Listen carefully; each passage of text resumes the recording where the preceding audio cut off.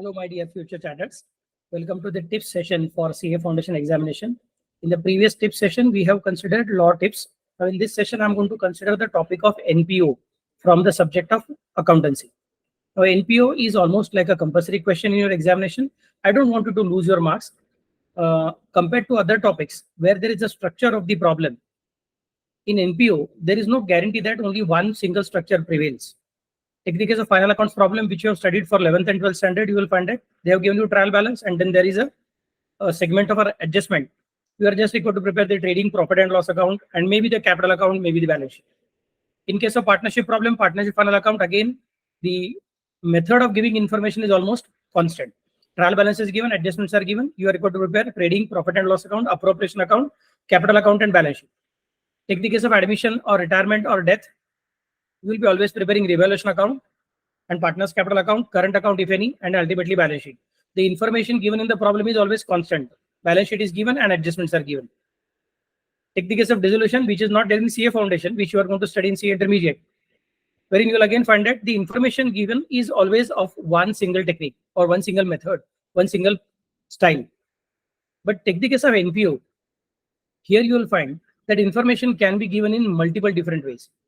Therefore, many a times, although the problem is actually easy, students find it difficult, and many a times a simple question is kept by them in option in examination.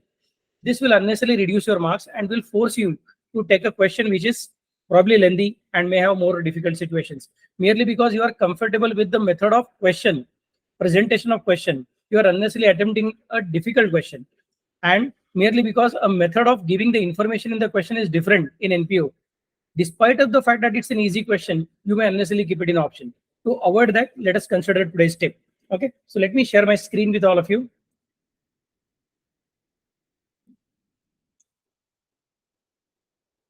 Yes. I hope you can see my screen. Now, the NPO questions, tips for CA Foundation accounts. The first one is always read the question carefully. What is given? That is required to be seen. Sometimes the problem may give you opening balance sheet and receipt and payment account. That means the problem is asking you to prepare income and expenditure account and closing balance sheet generally. Read that part also is carefully. Whether they are asking you closing balance sheet or not, that is required to be seen. Which particular accounts are expected, which particular statements are expected, that is to be read properly. But before that, also check what is given. Opening balance sheet and receipt and payment account is given. Then most probably they are going to ask you income and expenditure account and closing balance sheet. Opening balance sheet and income and expenditure account is given. That means most probably they are going to ask you to prepare or answer receipt and payment account and closing balance sheet. Sometimes the problem will give you receipt and payment account and income and expenditure account and also some adjustments. In that case, problem is asking you to prepare opening balance sheet and closing balance sheet. And sometimes the problem may give you only opening balance sheet and adjustments. This is going to be a lengthy question, which I don't think may be asked in CA Foundation, but it's a possibility. So let us consider this situation also, that opening balance sheet and adjustments are given. That means you will have to prepare receipt and payment account, income and expenditure account, and also the closing balance sheet. Okay, generally these lengthy questions are not asked. There is one more type that directly closing balance sheet is given and maybe receipt and payment account is given. You are going to prepare opening balance sheet and the I&D account or something like that. But this is the general variety which can be asked in the examination. So first thing, when you are reading the question of NPO, read the question line, what is asked. Then read the rest of the question, what is given. So if given certain things are there, then it becomes easy to understand how to approach the problem. Then comes the next part. If the opening balance sheet is not available, then check the opening balance of subscription receivable or subscriptions received in advance. Check these two different things. These things probably are given in the adjustment. What is the amount of subscriptions receivable in opening and what is the amount of subscriptions received in advance in opening? That is last year. Last year closing is current year opening. That's how it will be considered. Second, don't forget to check the cash and bank balance or bank overdraft if any. If the problem has given you receipt and payment account, then these items of cash and bank balance will be on debit side of the receipt and payment account and bank overdraft will be on the credit side of receipt and payment account. If the problem has not given you receipt and payment account, then these items will be available in the adjustments. Check them because these are required for opening balance sheet asset side. Next, in the first item, that is subscriptions receivable, they are going to be in the asset side and subscriptions received in advance, they are going to be on the liability side of the opening balance sheet. Then check for prepaid and outstanding expenses, if any, at the beginning of the year, some rent paid in advance or salary paid in advance or electricity charges paid in advance, something of that sort, or maybe outstanding at the last year end. That is required to be considered. Outstanding obviously will come on opening balance sheet liability side, and prepaid will come on opening balance sheet asset side. Then don't forget to check other assets and liabilities. If there is a particular item in receipt and payment account on the payment side about an item of asset purchased in the current year, then such an item of asset will be surely coming in the closing balance sheet, but it won't come in the opening balance sheet because it is purchased in the current year. But all those assets for which adjustments are given or some other hint is given that they were already in existence on the opening balance sheet date, please consider them. Also consider the liabilities. And then prepare the opening balance sheet where the balancing figure is going to be your opening capital fund. So once your opening balance sheet is ready, that means one part of the answer is now ready, where you already know that something is already tallying. The amount of capital fund is already known to you. This opening capital fund will be written by us as it is in the closing balance sheet on the liability side in the inner column. And then rest of the items are going to be posted by us. So the next step is going to be, depending upon the question, prepare the format of RNP account, IND account, and closing balance sheet. Also prepare subscription account as a working note. I'll show you the format of working note. Some of you may be finding it convenient to prepare the subscription statement, addless statement. And some of you may find it account as a convenient thing. I personally prefer account. C Institute has no special choice. C Institute has given both the things in the study material. If you want, you can consider account method, or you can also consider statement method. Whichever you are comfortable according to the coaching class which you have joined and whatever your professor has taught you, follow it. Last moment, you need not change it. I'm just telling you my method. I generally prepare subscription account. If you like this method, you may use it as a working note just to support your statement method if you are following the same. Okay. Then make dot marks to the items of opening balance sheet, receipt and payment account, or IND account as the case may be for different adjustments. For example, in opening balance sheet, there's an item of furniture, and in receipt and payment account on the payment side, they're telling you that new furniture purchased on so and so date. That means you'll have to make a dot mark to the opening balance sheet item, that this item is going to be getting increased because of a new adjustment of purchase during the year. So likewise, make adjustment dot marks and then post the items of the opening balance sheet and any other given statement. So opening balance sheet capital fund will go to closing balance sheet liability side inner column.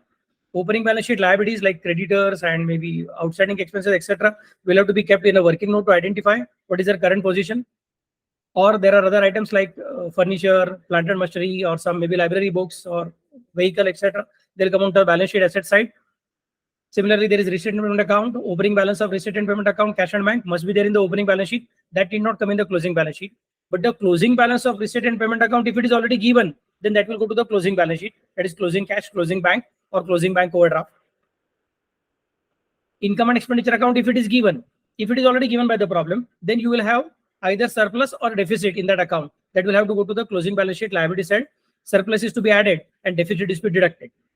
So what is available, that is required to be posted first. Remember, anything coming from the opening balance sheet will have only one effect. Anything coming from receipt and payment account will always have only one effect. Anything coming from income and expenditure account, you will always give only one effect now because one effect is already given.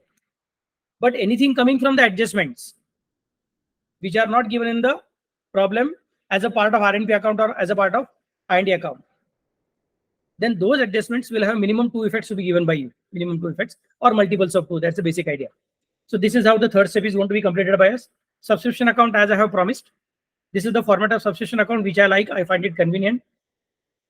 On the debit side, I opening balance brought down, credit side also balance brought down. Then I question myself, if subscription is receivable, then it is an asset. Asset means it must be having debit balance.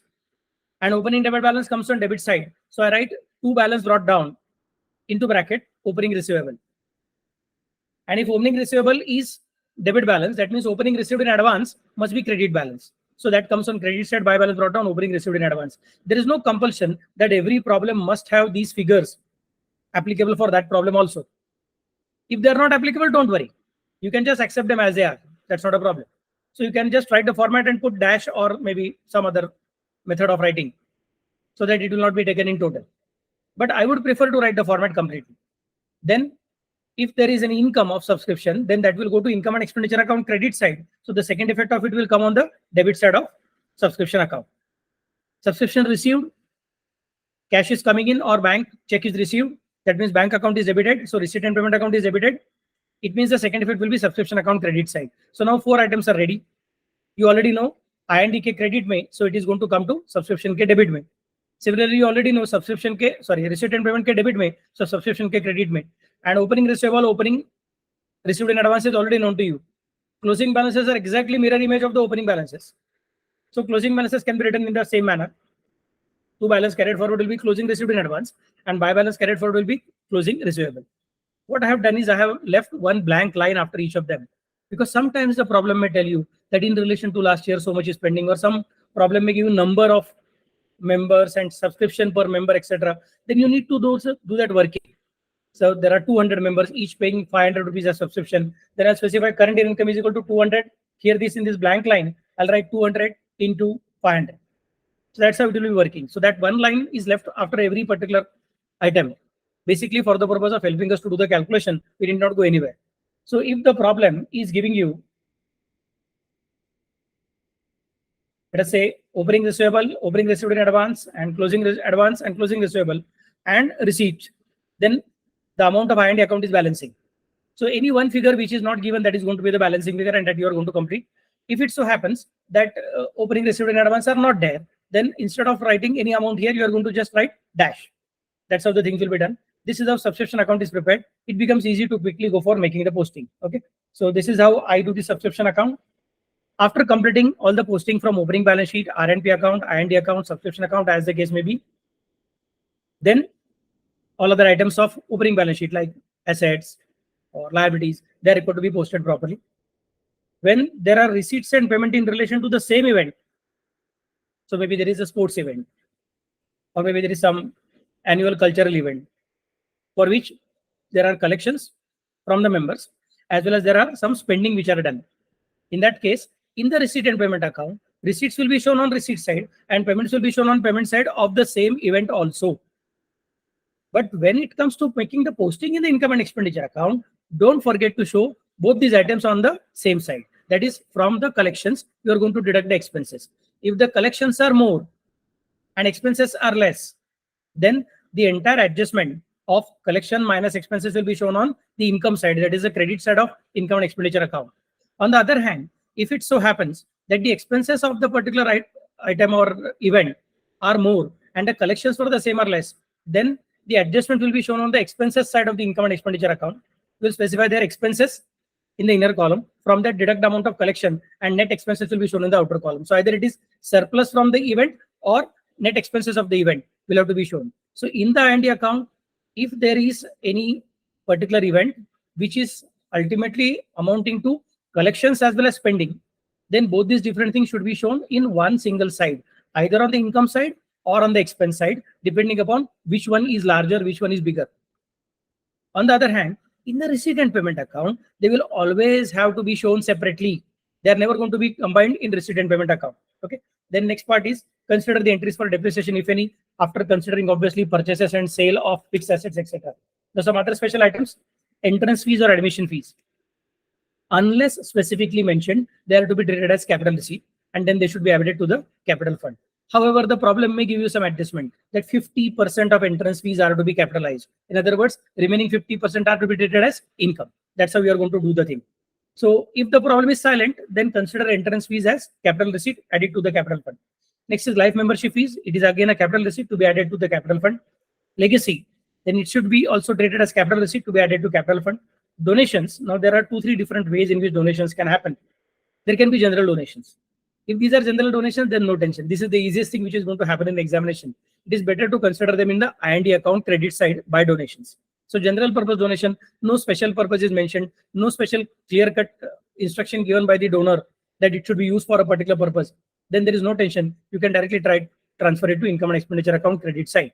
These are general purpose donation. Next one, special purpose donation without corresponding investment. For example, a donor has given a donation stating that it's a donation given for the purpose of construction of building which is already going on. So after getting donation, you are not again investing money because anyway you need the money for spending immediately. In that case, this is a simple donation. You will show it on balance sheet liability side as the amount of donation. And then the corresponding asset will be shown on balance sheet asset side.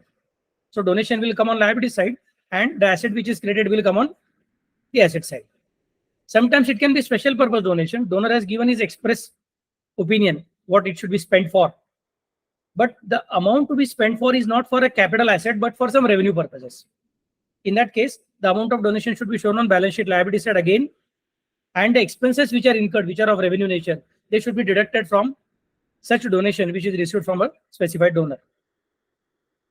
So donations special purpose can be either for construction or creation of capital assets or for revenue expenses, but they are special donations. That means they should be compulsorily shown on balance sheet liability side. If they are for asset, then corresponding asset on asset side. If they are for expenses, then those expenses to be deducted from such special purpose donation. Last part, special purpose donation, wherein you are going to make some investment. For example, there is some prize fund, there is some scholarship fund. So the donor has given in the memory of his father, his mother, or somebody like that, some amount of donation, and has specified that this donation should be used for the purpose of giving prizes to the rank holders, or maybe for the purpose of giving scholarship to the needy students, etc.